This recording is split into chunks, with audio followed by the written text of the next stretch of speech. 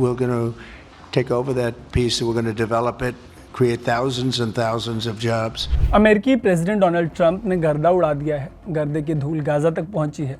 देखने वाली बात होगी कि ये डस्ट सेटल होने पर होता क्या है। फिलहाल हुआ ये है कि वो गाज़ा को अमेरिका के कंट्रोल में लेना चाहते हैं। गाज़ा को कंट्रोल में लेकर वो कथित तौर पर इसको डेवलप करना चाहते हैं। लेकिन यहाँ पे एक बड़ा सवाल ये है कि क्या अमेरिका ऐसा कर सकता है। इसका जवाब ये है कि दुनिया में सबसे बड़ी इकोनॉमी और सबसे बड़ी मिलिट्री पावर होने की वजह से वो ऐसा करने की कोशिश तो ज़रूर कर सकता है। लेकिन वियतनाम से अफ़गानिस्तान तक अमेरिका का एक रिकॉर्ड रहा है। रिकॉर्ड ये रहा है कि ये लोग जब जब बिना बुलाए मेहमान की तरह किसी देश में पहुँचे हैं तो इन्हें उल्टे पैर भागना पड़ा है। ऐसे में वियतनाम से अफ़गानिस्तान तक इनके भागने की तस्वीरों की जो चर्चा है वो सेकेंड वर्ल्ड वॉर में अमेरिकन विक्ट्री से ज़्यादा होती है। खैर, एक देश के तौर पर इजराइल 1948 में एग्जिस्टेंस में आया। इजराइल बनने के बाद यहूदियों को अपना पहला देश मिल गया। लेकिन फ़िलिस्तीन में तब रह रही 7 लाख के करीब की आबादी विस्थापित हो गई और तब से लगातार विस्थापित होती चली गई। इस विस्थापन को फ़िलिस्तीनियों ने नकबा का नाम दिया। आसान भाषा में इसे तबाही कहेंगे। इजराइल बनने के बाद से अब तक फ़िलिस्तीनियों ने अपने विस्थापन को तबाही के तौर पे ही याद किया है। इसके बाद से इजराइल और फ़िलिस्तीन में कई बार खून खराबा हुआ। ऐसा ही खून खराबा 1967 के युद्ध से लेकर 2024 के अक्टूबर में जो शुरू हुआ था युद्ध, न जाने ऐसे कितने युद्ध हुए दोनों ही फैक्शंस के बीच में।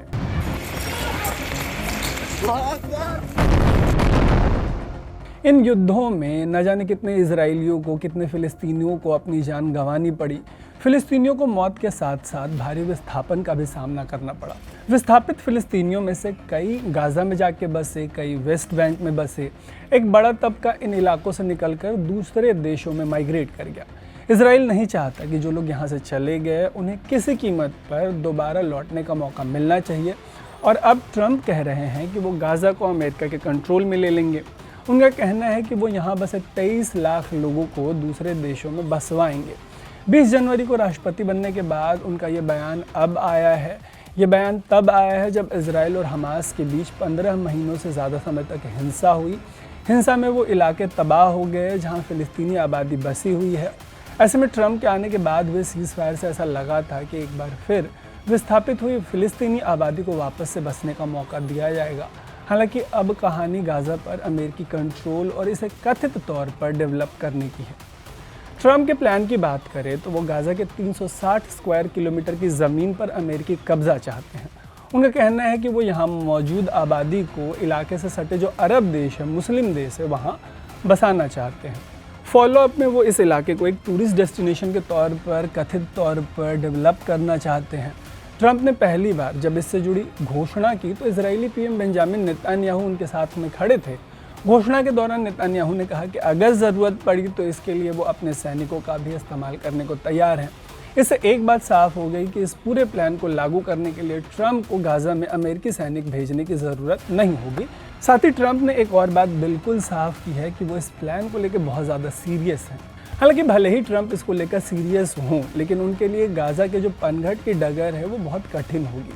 सबसे पहली दिक्कत होगी नकबा। दरअसल फ़िलिस्तीनी आबादी आज भी ये मानती है कि उन्हें अपने ही देश से बेदखल कर दिया गया। उसके बाद उनकी राय है कि उनको उनका देश वापस मिलना चाहिए। ऐसे में एक आबादी जो उस ज़मीन को हमेशा से अपना देश मानती आई है, शायद ही इसे छोड़ने के लिए तैयार होगी। इसका एक और बड़ा उदाहरण ये है कि इजराइल बनने के बाद से गाज़ा कई बार तबाह हुआ, फिर भी यहाँ की आबादी हर बार अपने घरों को वापस लौट आती है।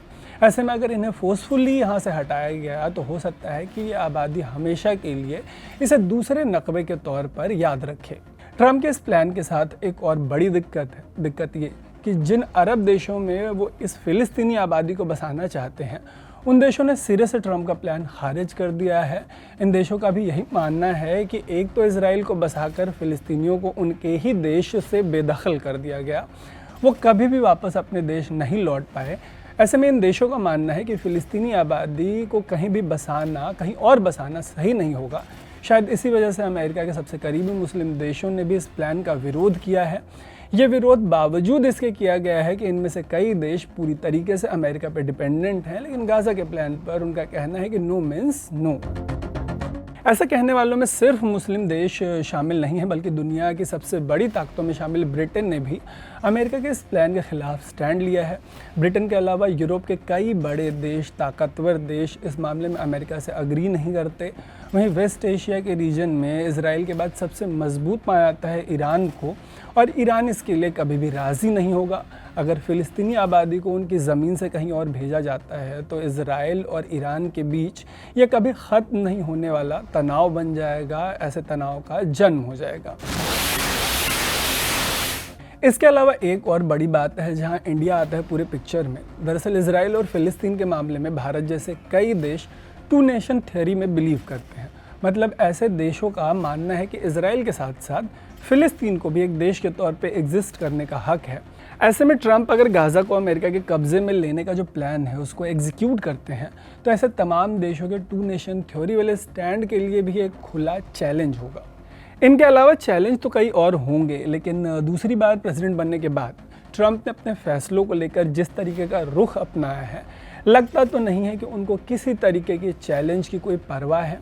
ऐसे में देखने वाली बात होगी कि क्या ट्रंप सच में इस प्लान को एग्जीक्यूट कर पाते हैं।